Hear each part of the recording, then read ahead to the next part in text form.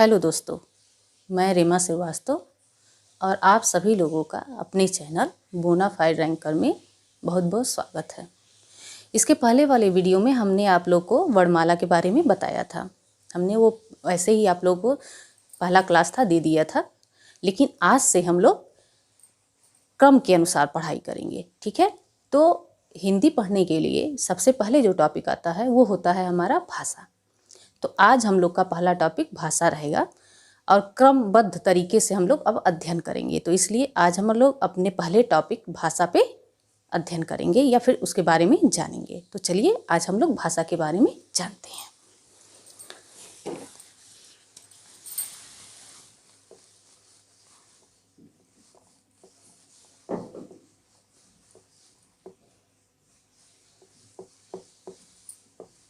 तो आज का हमारा टॉपिक है भाषा। तो पहले हम इसके बारे में जानेंगे कि भाषा कैसे बना है। तो भाषा शब्द जो है वो भाष धातु से बना है। भाषा का उत्पत्ति भाष धातु से हुआ है।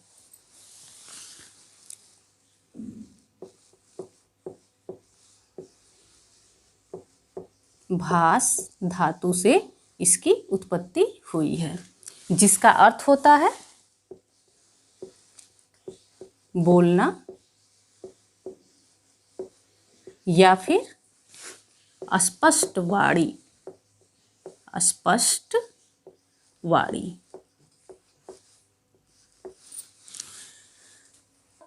भाषा की उत्पत्ति भाष धातु से हुई है, जिसका अर्थ होता है बोलना या स्पष्ट वाणी। जैसा कि हम लोग जानते हैं, मनुष्य एक सामाजिक प्राणी है। मनुष्य एक सामाजिक प्राणी है, इसलिए उसे अपने विचारों को दूसरों को समझाने के लिए या फिर दूसरे को बताने के लिए और दूसरों के विचारों को समझने के लिए जिसकी आवश्यकता पड़ती है वो क्या है? भाषा है। एक तरह से हम लोग समझ सकते हैं कि अपने विचारों का आदान प्रदान करना जो है वही भाषा है। अपने विचारों का आदान प्रदान करने का जो माध्यम है वो क्या है? भाषा है। तो भाषा ही वह साधन है जिसके द्वारा मनुष्य अपने विचारों को दूसरों तक पहुंचाता है और दूसरों के विचारों को समझता है। सामाजिक प्राणी होने के कारण अपने सुख का, दुख का, अनुभव का जो भी चीज़ें हैं, अगर किसी से हम व्यक्त करना चाहेंगे तो हमें कौन से माध्यम को अपनाना होगा? भाषा माध्यम को, क्योंकि उसके बिना हम अपनी बातों को दूसरों को समझा नहीं सकते और दूसरे की बातों को समझ नहीं सकते।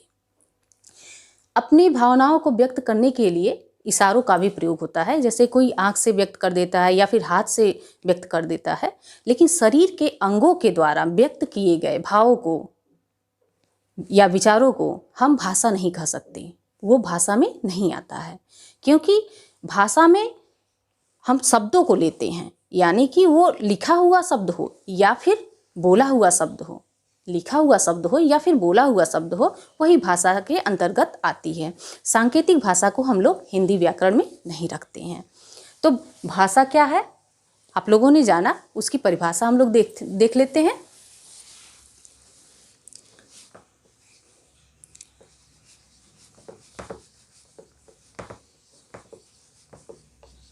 भाषा वह साधन है। भाषा वह साधन है जिसके द्वारा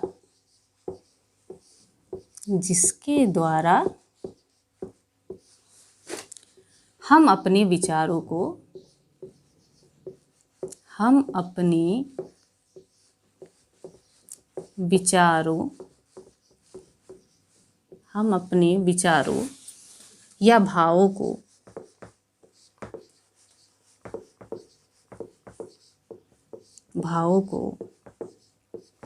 भाषा वह साधन है जिसके द्वारा हम अपने विचारों या भावों को दूसरों को बताते हैं। दूसरों को बताते हैं और दूसरों के विचारों को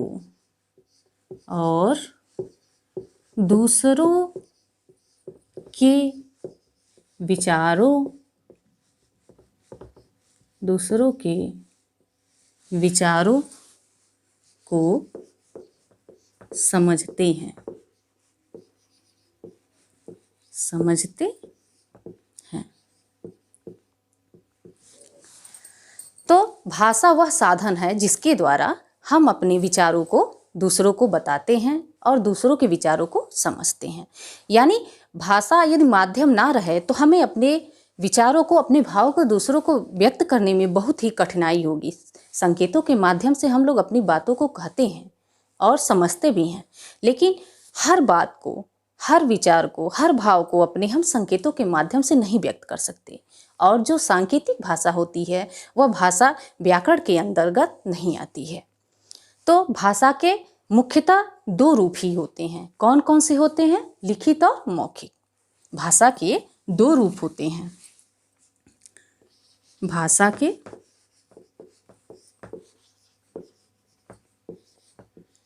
के रूप। पहला मौखिक भाषा। मौखिक भाषा ही हमारा मूल भाषा होता है, मौखिक भाषा। दूसरा लिखित भाषा।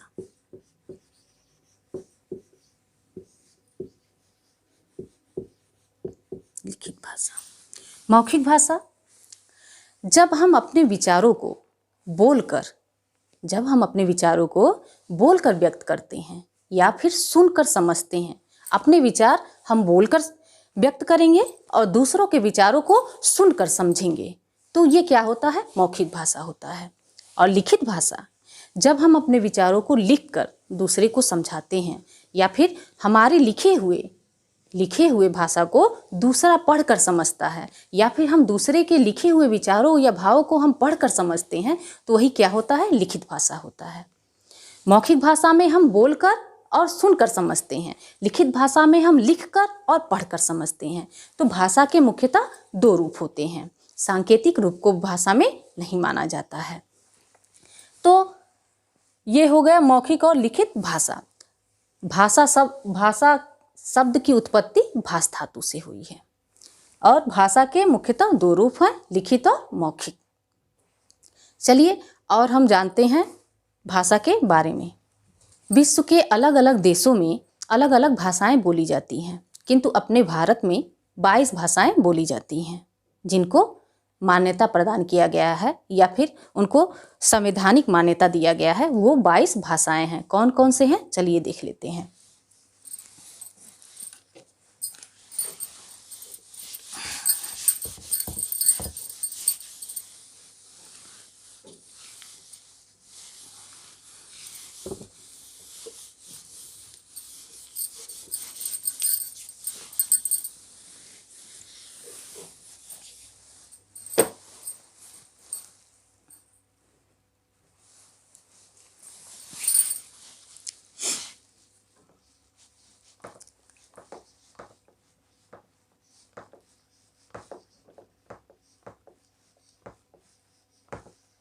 भारत में 22 भाषाओं को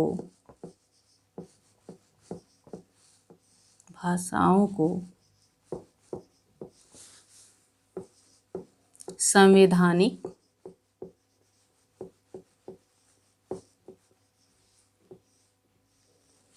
मान्यता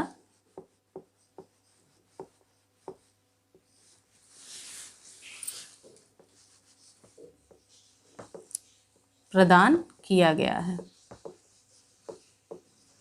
भारत में 22 भाषाओं को संवैधानिक मान्यता प्रदान किया गया है। कौन कौन से हैं? चलिए देखते हैं कि वे कौन कौन से हैं।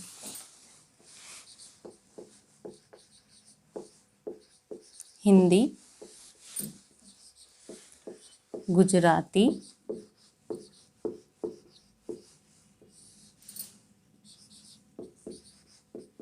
बांग्ला,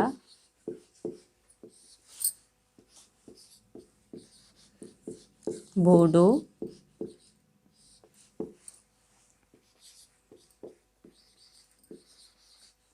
उर्दू, असमिया,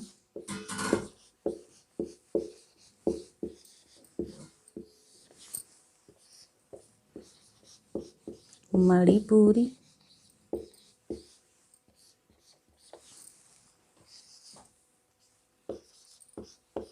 डोंगरी,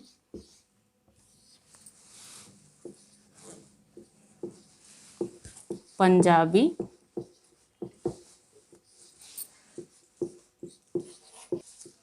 तमिल,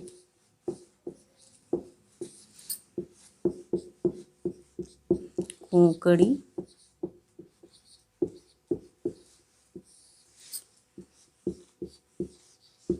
मैथिली,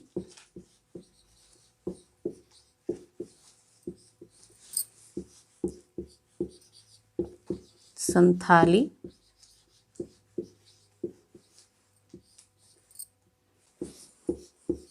संस्कृत,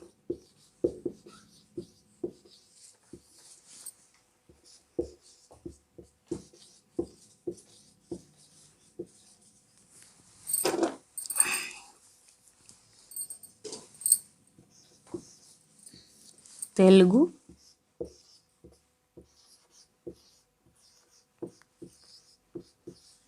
नेपाली, मराठी,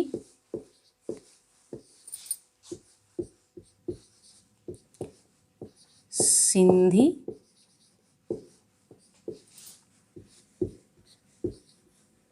मलयालम,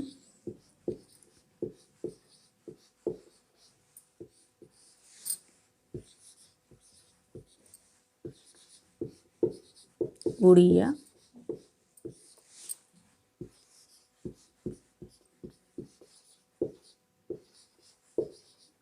कन्नड़,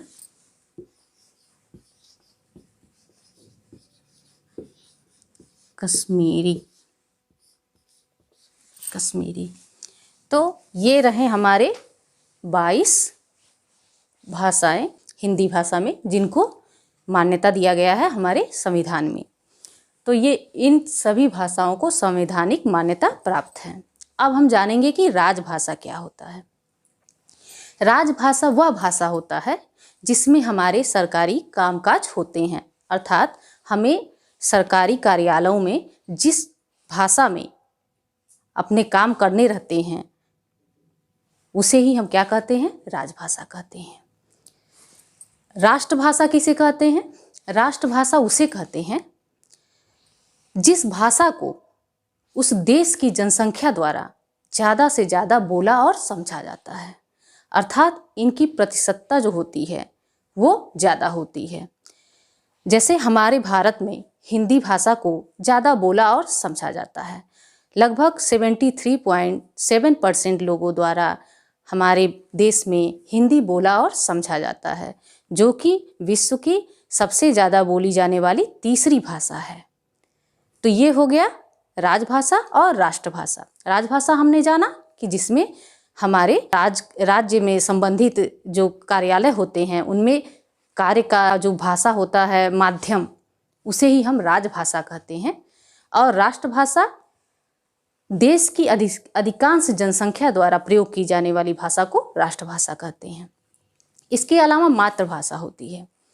तो मातृभाषा को समझने के लिए, मातृभाषा वह भाषा होती है जिस भाषा क्षेत्र में बच्चा जन्म लेता है, अर्थात जहाँ लोग जन्म लेते हैं और वहाँ की भाषा को अपने पहले भाषा के रूप में ग्रहण करते हैं, अर्थात जब वो बच्चा बोलना शुरू करता है और उसी भाषा को अपनाता है तो वही भाषा क्या होती है, मातृभाषा होती है। यदि बच्चा कहीं जन्म लिया और कहीं और उसकी परवरिश हो रही है, भले ही वो बच्चा जब छोटा था तब उसका जन्म कहीं और हुआ हो, लेकिन जहाँ वो पहले अपना बोलने का जो साधन होता है, जिस भाषा का उपयोग करता है वही मातृभाषा होती है। उदाहरण के लिए यदि बच्चा पंजाब में जन्म लिया है और पंजाब में जैसा कि हम लोग जानते हैं पंजाबी बोली जाती है, तो वह जाहिर सी बात है पंजाब में जन्म लिया है, पंजाब में उसकी परवरिश हुई है, तो वो पंजाबी भाषा बोलेगा, जानेगा, समझेगा, तो उसकी मातृभाषा क्या हो जाएगी, पंजाबी हो जाएगी। तो ये हो गया हमारा मातृभाषा। राष्ट्रभाषा भी हम लोगों ने जान लिया, राजभाषा भी जाना और राष्ट्रभाषा भी जाना। तो ये तीनों चीज़ें क्लियर है। भाषा का कुछ अंग होता है, महत्वपूर्ण अंग। भाषा का कुछ महत्वपूर्ण अंग होता है जिसके माध्यम से भाषा अपने अपनी बातों को, भाषा समर्थ कैसे बनती हैं, बहुत सारी चीज़ों से मिलके वो भाषा समर्थ बनती है। उसमें कई चीज़ें मिलती हैं, तब वो जिस अर्थ के लिए, जिस विचार को व्यक्त करने के लिए बनी है, वह पूर्ण रूप से व्यक्त कर पाती है। तो पहले नंबर पे आता है ध्वनि। ध्वनि भाषा का स्वतंत्र वह स्वर है जिसका कोई अपना अर्थ नहीं होता है। ध्वनि का कोई अर्थ नहीं होता है। वर्ण भाषा की सबसे छोटी इकाई होती है जिसके और टुकड़े या खंड नहीं किए जा सकते। शब्द शब्द भाषा की सार्थक इकाई होती है। सार्थक इकाई या फिर लघुत्तम सार्थक इकाई, क्योंकि जो शब्द होता है वो कोई अर्थ जरूर व्यक्त करता है, लेकिन वर्ण कभी अर्थ नहीं व्यक्त करता और ना ही ध्वनि कभी अर्थ व्यक्त करता है। तो अर्थपूर्ण होता है हमारा लघुत्तम इकाई शब्द। अर्थ जो व्यक्त करता है वो लघुत्तम इकाई शब्द होता है। और वही सार्थक शब्द जब क्रमबद्ध तरीके से वाक्य में व्यवस्थित हो जाता है, वही शब्द क्रमबद्ध तरीके से जो हमारे व्याकरण के नियम के अनुकूल है, उसके अनुसार एक वाक्य में व्यवस्थित होता है, तो वही वाक्य क्या होता है, अर्थ होता है या फिर परिपूर्ण होता है। शब्द कभी भी पूरी भावनाओं को व्यक्त नहीं कर पाता है, लेकिन वाक्य जो होता है वह पूरी भावनाओं को व्यक्त करने में समर्थ होता है। एक वाक्य जो होता है वो पूरी भावनाओं, मतलब आप उसे कई वाक्यों से व्यक्त कर सकते हैं, लेकिन सबसे कम शब्दों में अगर आप अपनी बात को कहना चाहेंगे तो वाक्य का प्रयोग करना पड़ेगा। लेकिन शब्द जो होता है वो सार्थक होता है, वो कोई ना कोई अर्थ व्यक्त करता है। निश्चित तौर पे अगर शब्द अपने क्रमबद्ध रूप में वाक्य में व्यवस्थित है तो वह वाक्य अपने जिस उद्देश्य के लिए बनाया गया है उसे पूर्ण करने में समर्थ होता है। तो चलिए इसके हम अंगों को देख लेते हैं। भाषा के मुख्य अंग कितने हैं, या फिर भाषा की उद्देश्य को पूर्ण करने में जो सहायक अंग है उनको देख लेते हैं।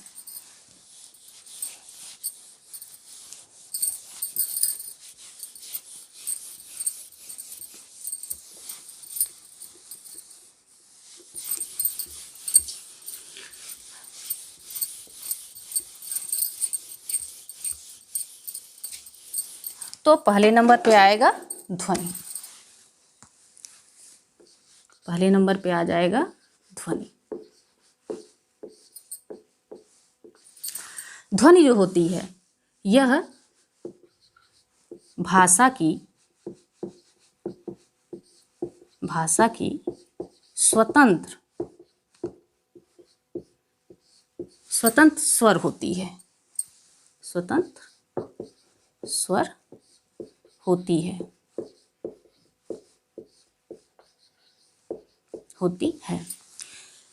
ध्यान देने की बात यह है कि ध्वनि जो होती है इसको लिखा नहीं जा सकता। वर्ण होता है उसे हम लिख सकते हैं, लेकिन ध्वनि को कभी भी लिखा नहीं जा सकता, क्योंकि हम बोलते हैं, बोलने की जो इकाई सबसे छोटी इकाई होती है वही ध्वनि होती है। जैसे तो हम लिख देंगे, लेकिन ऐसे ही कोई सब ऐसे मुंह बंद करके अगर कुछ बोल रहे हैं तो कुछ आवाज़ तो सुनाई दे रहा है, लेकिन उसको हम लिखना चाहें तो उसको हम लिख नहीं सकते, उसको शब्दों में हम व्यक्त नहीं कर सकते, वर्ण में नहीं लिख सकते। तो इसीलिए ये ध्वनि तो होती है, लेकिन इसका कोई अस्तित्व हमें दिखाई नहीं देता लिखने में या फिर लिखित भाषा में। बोलने में प्रयोग हो सकता है, कम ध्वनि के साथ हम बोल सकते हैं, लेकिन उसका लिखने में उपयोग नहीं होता है। लिखने में उपयोग होता है किसका, वर्ण का।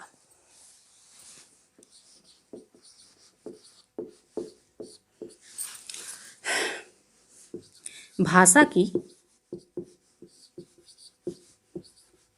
वह सबसे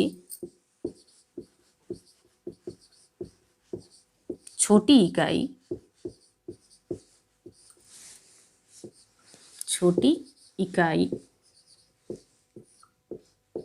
जिसके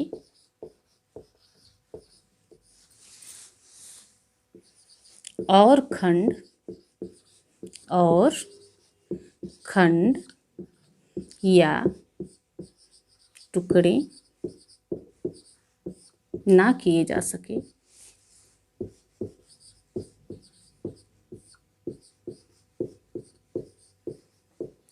सके उसे ही क्या कहते हैं, वर्ण कहते हैं।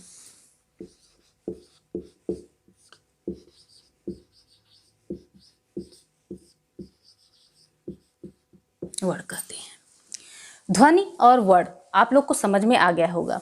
अब वर्ण के बाद क्या आता है? हमारा शब्द आता है।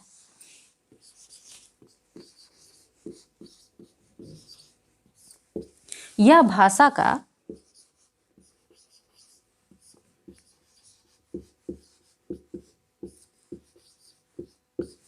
सबसे लघुत्तम, यह भाषा का सबसे लघुत्तम, सार्थक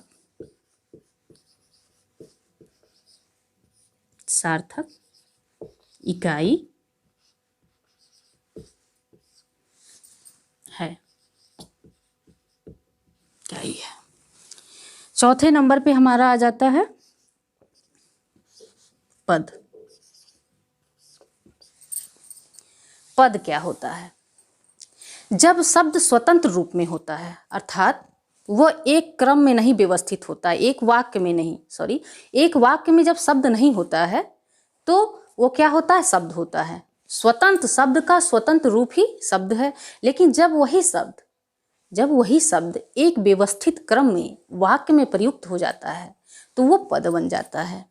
शब्द का स्वतंत्र रूप से अपना अस्तित्व है शब्द के रूप में, लेकिन जब वह वाक्य में आ जाएगा तो वो क्या बन जाएगा? पद बन जाएगा। यानी कि एक वाक्य में व्यवस्थित कई शब्दों को हम क्या कहते हैं? पद कहते हैं।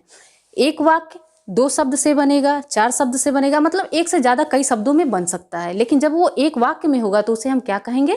पद कहेंगे। तो जब ये शब्द वाक्य में प्रयोग हो जाता है, शब्द जब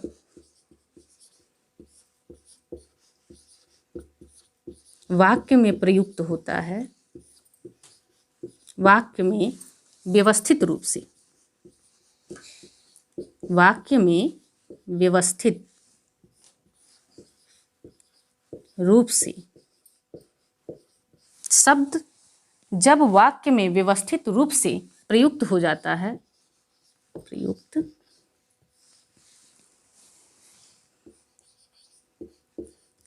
हो जाता है तो वह पद बन जाता है। पद बन जाता है। पद बन जाता है। शब्द और पद में अंतर क्या है? शब्द जो होता है वो शब्दकोश में मिलता है, शब्द जो है वो शब्दकोश में मिलता है, लेकिन पद जो होता है वो हमें वाक्यों में मिलता है। यही शब्द और पद में अंतर होता है। पद के बाद आ जाता है वाक्य। वाक्य शब्दों का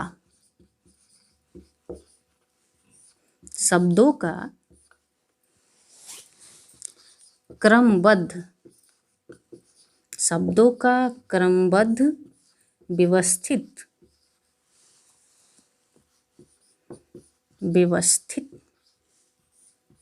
समूह ही वाक्य कहलाता है। वाक्य कहलाता है।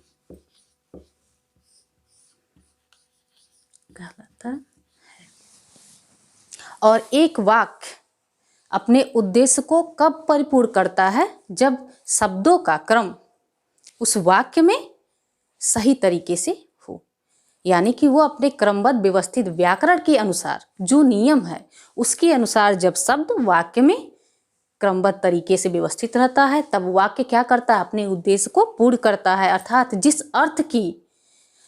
अर्थ की अभिव्यक्ति के लिए उस वाक्य का निर्माण हुआ रहता है, उसे पूर्ण करने में वाक्य समर्थ बनता है। चलिए आगे देखते हैं।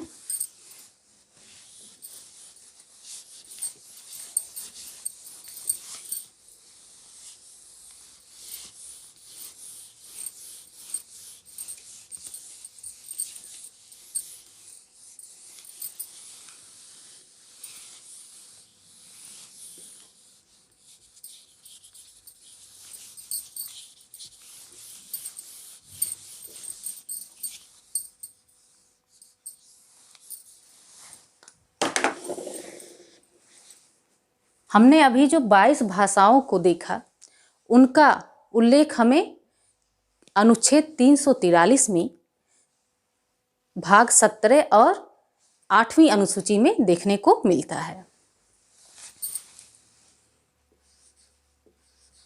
22 भाषाओं का उल्लेख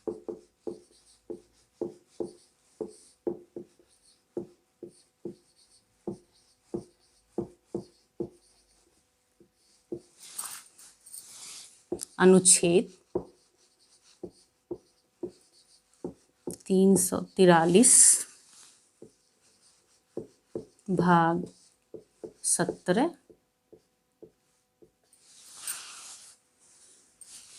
8वीं अनुसूची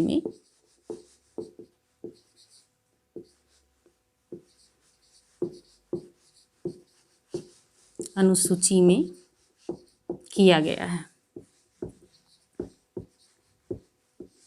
किया गया है।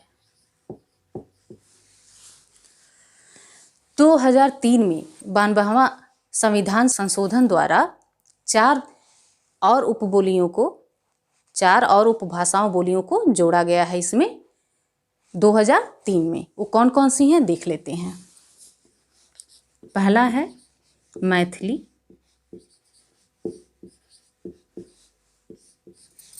दूसरा है डोंगरी,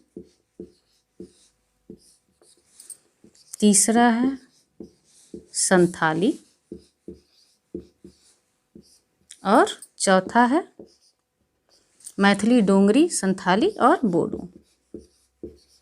इन 4 उपभाषाओं को या 4 बोलियों को किस संविधान संशोधन द्वारा जोड़ा गया?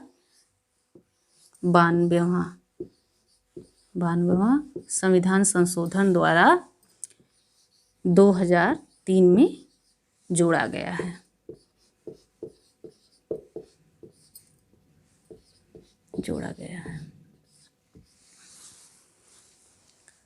तो आज का टॉपिक हमारा भाषा रहा।